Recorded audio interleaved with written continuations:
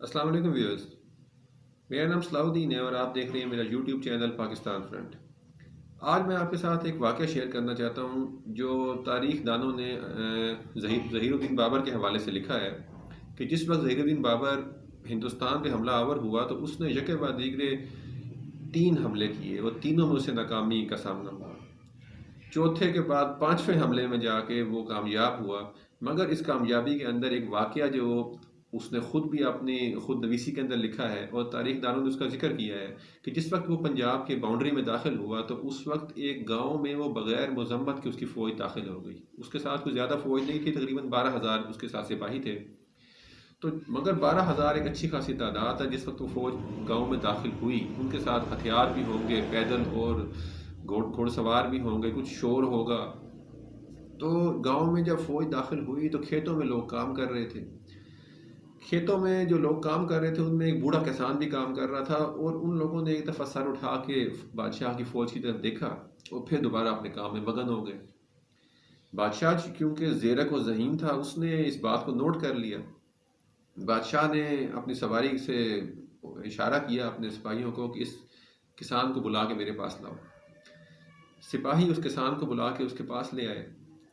بادشاہ نے اس کسان سے پوچھا، بوڑھے کسان سے، کہ ہم حملہ آور ہیں، ہم اب تمہارے علاقے میں داخل ہو گئے ہیں، ہم اس علاقے پہ قابض ہو گئے ہیں، ہم جو چاہیں کریں اس علاقے میں۔ تم نے نظر اٹھا کے ہماری طرف دیکھا ہے، نہ تم بھاگے ہو نہ ڈرے ہو، تم دوبارہ اپنے کام میں مگن ہو گئے ہو، یہ کیا وجہ ہے؟ تمہیں خوف نہیں آتا؟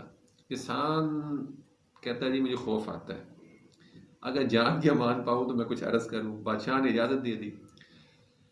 کسان نے کہا دیکھیں جی میں کسان ہوں، میرا کام کھیتی کرنا ہے، ہم لوگ اس حال میں، میرا باپ بھی کسان تھا، وہ بھی کھیتی باڑی کرتا تھا، میرا دادا بھی کسان تھا، اور مجھے امید ہے کہ میرے آگے جو اولاد ہے، نسلیں ہیں، وہ بھی یہی کام کریں گی۔ ہمارے اس حال میں تبدیلی نہیں ہونی، میرا کام کھیتی کرنا ہے، ہمارا حال جیسے تھا جیسے ہے اور ایسے ہی رہے گا۔ تو آپ حملہ آور ہوں، آپ حکومت کریں، موجودہ حکمران ہو یا کوئی اور آ جائے، ہمیں اس سے کیا سروکار؟ بادشاہ نے اس موقع پہ جو اس کے تاریخی الفاظ ہیں وہ یہ ہے کہ میں نے اس وقت یہ فیصلہ کر لیا کہ اس ہندوستان میں مجھے حکومت کرنے سے کوئی نہیں روک سکتا، کوئی دنیا میں ایسی طاقت نہیں ہے کہ جو مجھے اب ہندوستان میں قبضہ کرنے سے اور اس کے پایہ تخت دلی تک پہنچنے سے روک سکے۔ وجہ یہ ہے کہ جس خطے کی عوام کی یہ سوچ ہو تو وہاں پہ بیرونی حملہ آور جو ہیں آسانی سے کامیاب ہو جاتے ہیں، کیونکہ ہر جو طبقہ ہے وہ اپنے اپنے مفاد کے پیچھے پڑا ہوتا ہے، ان کو سروکار ہی نہیں ہوتا کوئی آئے کوئی جائے۔ یہ حالات ہمارے ملک کے ہیں، یہ حالات ہمارے ملک کے ہیں، اور اس قصے کا ہمارے حالات سے گہرا تعلق ہے۔ ہمارے ملک کی مثال ایسے آپ دے سکتے ہیں کہ جیسے ایک جہاز ہو، بحری جہاز، اور وہ چل رہا ہو سمندر کے اندر، اور اس کا ہر مسافر یہ کوشش کر رہا ہو کہ اسی جہاز کے تختے اکھیڑ کے اس کی کشتی بنا لے، اور اس کشتی کے ذریعے وہ یہ سوچ رہا ہو کہ وہ طوفان سے محفوظ رہے گا۔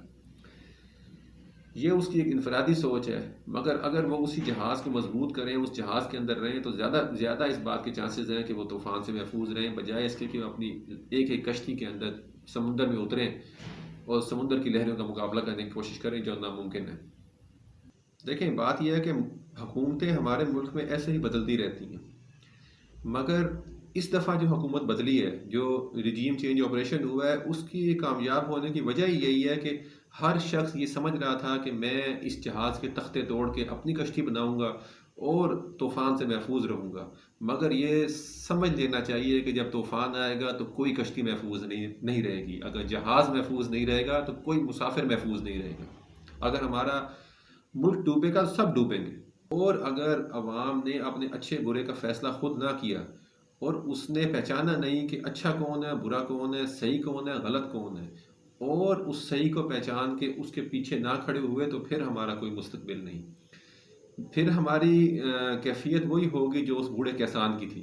اگر اس بوڑھے کسان کی طرح ہم نے بھی یہی سوچ لیا کہ ہمارا کیا سروکار، ہم نے تو کھیتی باڑی ہی کرنی ہے، تو پھر ہمارا کوئی مستقبل نہیں۔ تو ضرورت اس بات کی ہے کہ ہم اس وقت صحیح اور غلط کو پہچانیں اور صحیح کے ساتھ کھڑے ہوں۔ جب ہم صحیح کے ساتھ کھڑے ہوں گے تو کسی بیرونی حملہ آور کو یہ ہمت نہیں ہوگی کہ وہ یہ سوچے کہ مجھے اب اس ملک کی حکومت حاصل کرنے سے کوئی نہیں روک سکتا۔ اسی دعا کے ساتھ کہ اللہ کرے ہم پاکستان کو پھلتا پھولتا اور اسلامی فلاحی ریاست بنتا دیکھیں، اور اللہ اس ملک کو تا قیامت قائم رکھے۔ کسی نیکسٹ ویڈیو میں آپ کے ساتھ ملاقات ہوگی، تب تک کے لیے اجازت دیں۔ السلام علیکم۔